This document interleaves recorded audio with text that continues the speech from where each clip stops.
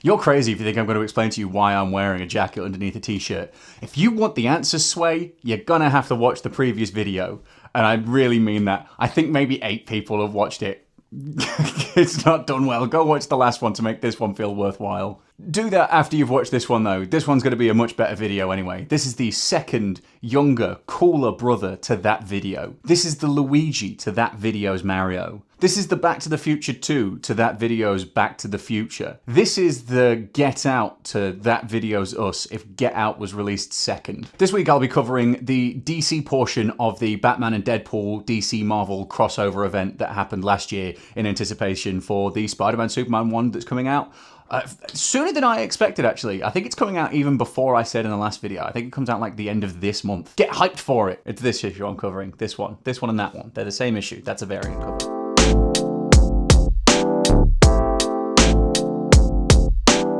The main story in this was written by the same fella who gave us All-Star Superman and Batman by Grant Morrison. Yes, that's right. The Grant Morrison. And also comic books' most overworked artist. I really hope he's getting the compensation for all of the work that he's done. Dan Mora. Here's just a list of all of the things that Dan Mora has illustrated in the last couple of years. I feel bad for Marvel in this instance because they've got a comic book legend in Grant Morrison writing the main story, and also everybody's default favourite modern current artist, Dan Mora. He's on everything. He's DC's golden boy. This is like Benedict Cumberbatch's Sherlock Holmes versus Robert Downey Jr.'s Sherlock Holmes. One of them's good, the other one's pretty great. I'll let you decide which one's good and which one's great. I also think that Robert Downey Jr.'s Sherlock Holmes would just slap about Benedict Cumberbatch's Sherlock Holmes like it was nothing. It wouldn't have a problem. It wouldn't register on an emotional level. But I feel bad for Marvel. It feels like it was something that they were never going to be able to achieve to outdo Marvel on this one. It seems like an insurmountable task. But the story of this is that there's 2 universes that have been personified as a sexy man and a sexy lady dancing at an interdimensional nightclub. To reference R. Kelly, they've been bumping and grinding. Eventually, these 2 universes resign to the bedroom and they start getting a little freaky. I would make a Big Bang joke here, like a Big Bang doing a sexy time with their universes, but the comic already beat me to that when they called it the Big Bang Bang Singularity Bar. Already, just with that concept and that line, this one's straying more creatively than the last one was. And then we smash cut to Gotham with Batman on top of the building that houses Sportsmaster, a man with an eidetic memory. Anyway, Batman accosts him while he's moping about the fact that his wife died. Batman is there to help him hold Amanda Waller accountable for her involvement in the death of Sportsmaster's wife. And then we smash cut again to Deadpool holding up Batman's body in the same way that Batman was holding up the Joker's body at the end of Arkham City. Yes, that's a spoiler for Arkham City, a game that came out something over a decade ago. I don't know what you want me to tell you. You should have played the game by now. It came out when I was a child and now I have a beard. The fact that we've gone from one thing to the next thing to the next thing, we've got a non-linear story going on here, and that's the point of this, is that the story is going to eventually explain itself. It's supposed to be intentionally confusing because of the involvement of a character that I'll mention in a moment. Again, I feel bad for Marvel. Grant Morrison just knows how to write the dialogue for these characters so much more authentically than the last story did. Deadpool sounds so much more like Deadpool in this than he did in his own publication. For an example, there's a point where Batman and Deadpool meet where Batman asks Deadpool if he knows Deathstroke. That's supposed to be a nod for us as the audience because we obviously know that Deadpool is largely based off of Deathstroke / Slade Wilson, him being Wade Wilson. So when he asks, do you know of a Deathstroke? Deadpool says, let me guess, it's a technical term in Olympic snuff swimming, a lethal self-abuse technique from the Kama Sutra. And then later on in the story, Batman hears singing while they're in some sort of liminal space, and he obviously deduces that they aren't alone. And then Deadpool says, yeah, my spidey sense is touching me in places medical science refuses to name. I feel like in this, I could hear Ryan Reynolds' voice, or maybe like a Nolan North's voice, but I could hear it being read through their voice and not just reading the dialogue and having to sort of force it. And I feel like that sometimes happens when the dialogue doesn't feel authentic to the character. So anyway, Batman and Deadpool start to team up to try and figure out why they're in this world.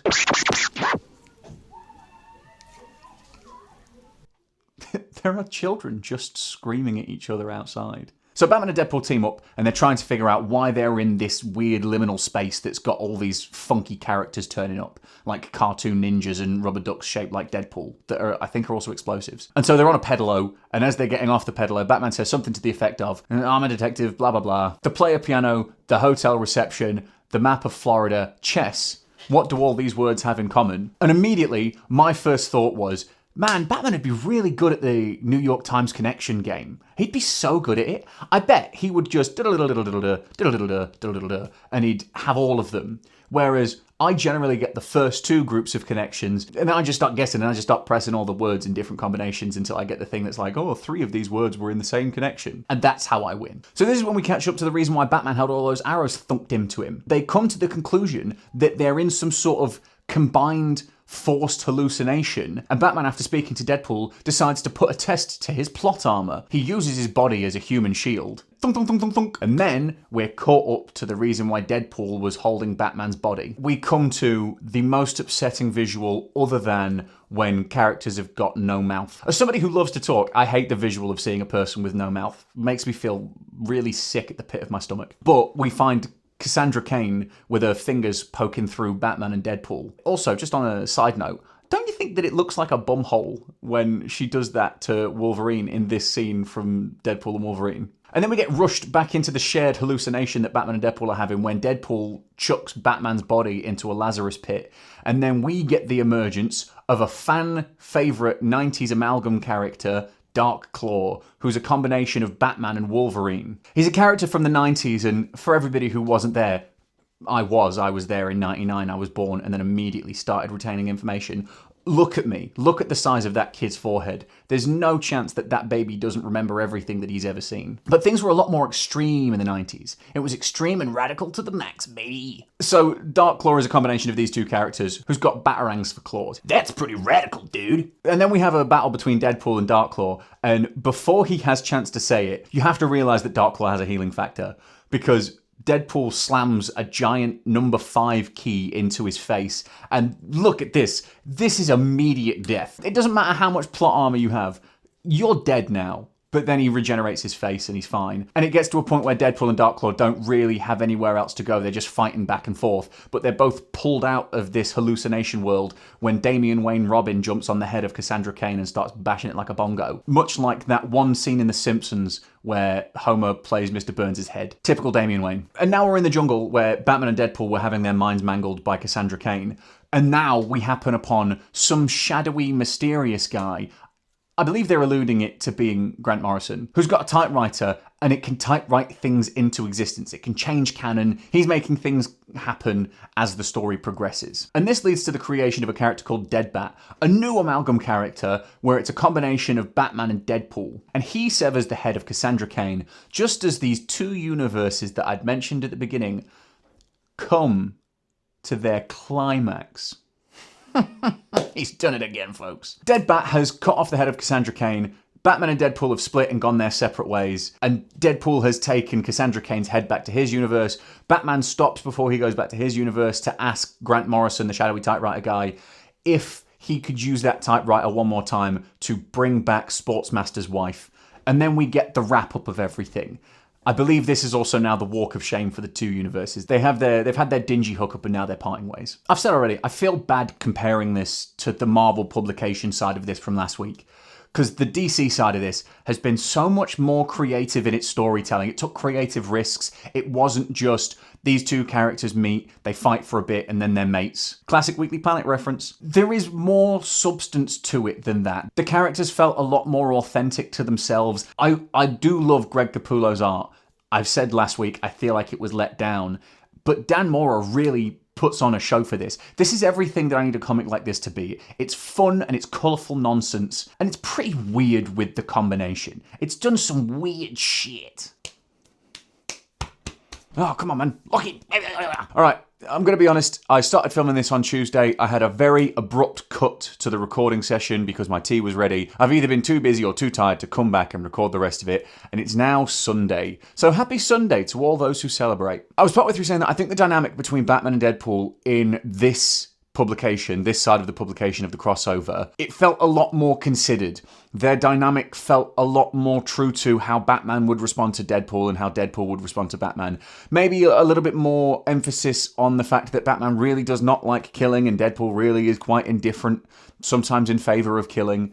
But other than that, at least the way that they spoke to each other seemed more like the way I would expect Batman and Deadpool to interact. So unfortunately for Marvel, DC is currently bodying them in both creativity for the story and also interesting visuals. And it absolutely doesn't stop there. This next story, oh man, it's some good shit. It's a John Constantine and a Doctor Strange crossover by James Tynion IV and Joshua Williamson. It's also illustrated by Hayden Sherman. This is the same artist who's currently on Absolute Wonder Woman, who usually has a place up here, but I think I've taken it down recently. Scott Snyder's here as well. I think this is the only comic that I've got where John Constantine isn't just a massive dick the whole way through. He's just a classic sarky Brit, which is how I think John Constantine's supposed to be. He's not the worst person in the world, he's just a bit of a knob when you're talking to him. This is also the only comic I've got, I think, with John Constantine where he doesn't let somebody else, I think a child, take over the curses that he's got and makes it their problem.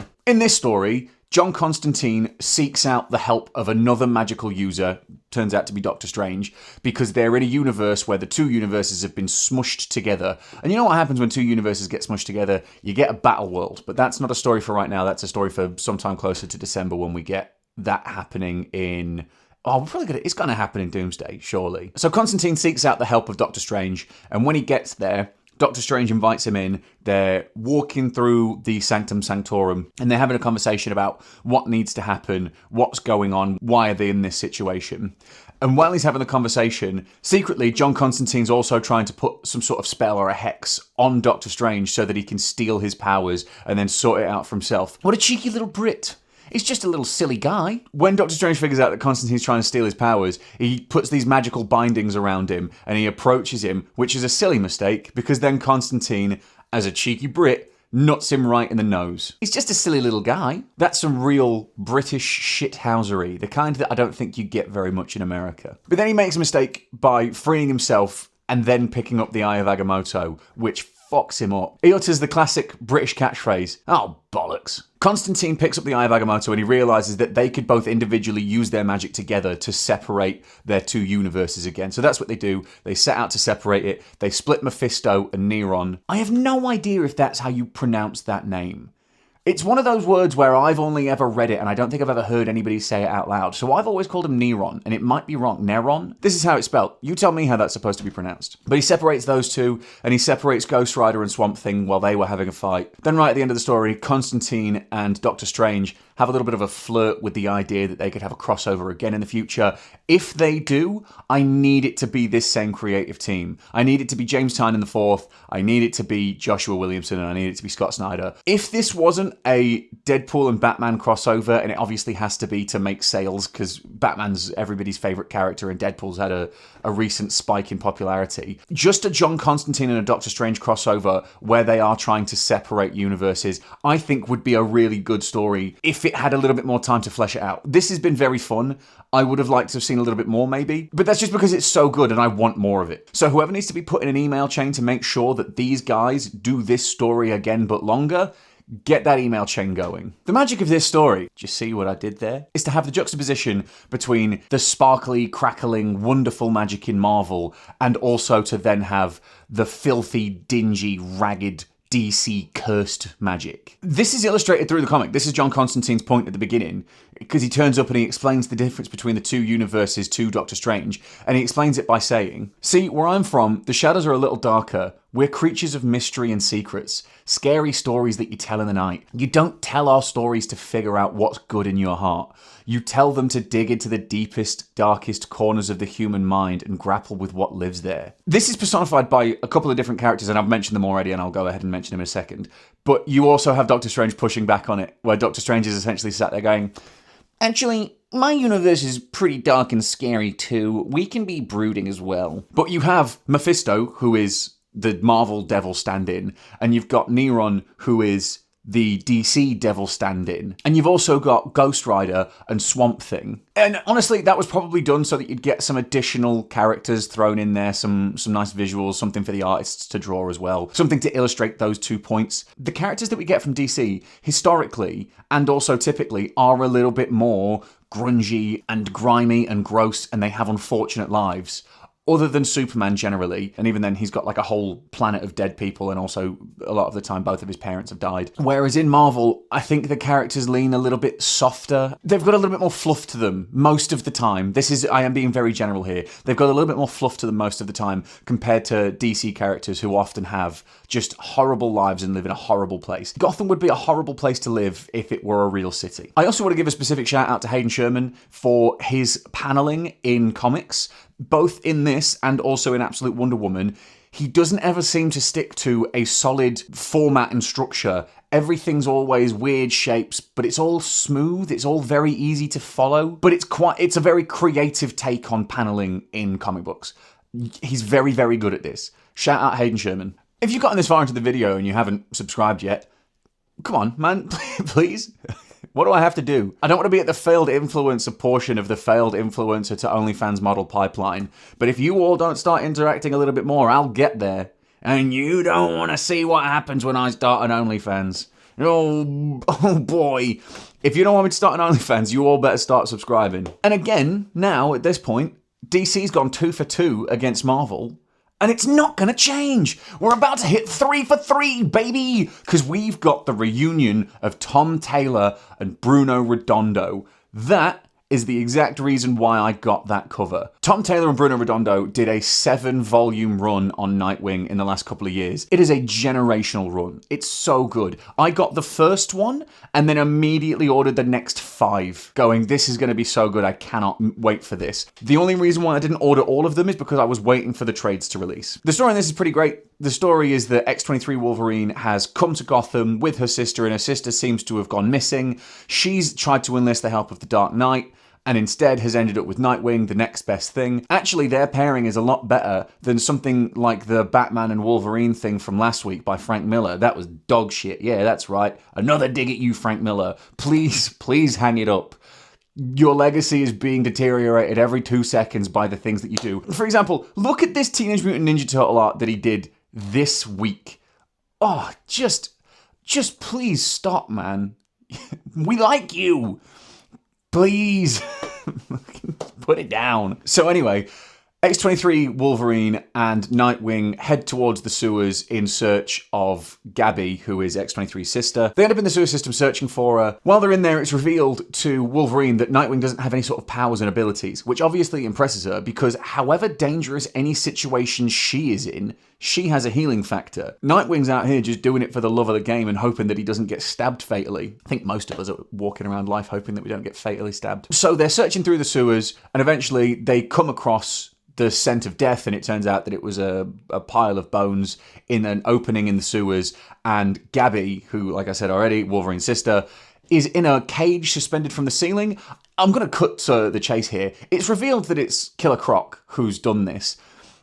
I don't feel like Killer Croc's got the dexterity or the resources or the patience to be creating a trap with a cage hanging from the ceiling, so I am a little bit confused as to how this has happened. I know that a lot of people's understanding of Killer Croc is that he's a completely mindless beast, and that is the case sometimes, but I think most of the time he's just a guy with a skin condition, and he ends up with a whole underground sewer network of people who are maybe unhoused or don't have anywhere else to go, so they're in the sewers with him and he creates this community. Even still, you'd need a guy for that. You'd need your cage suspended from the ceiling guy to get in touch with to help organize this, I feel. And then they fight Killer Croc, and while this fight's going on, Wolverine does lament to herself about how brave and bold Nightwing is. Brave and the bold. And also, Nightwing's impressed by the restraint that Wolverine's exhibiting by not just going ham and stabbing the fuck out of Killer Croc. The battle finishes, Croc's done. They then leave and go to the clock tower so that Gabby can pet Haley, who is Nightwing's 3-legged dog. And while they're there, they're all having a conversation, and Gabby makes a joke about how both Nightwing and X-23 Wolverine are Nepo heroes. This is why their pairing is so perfect,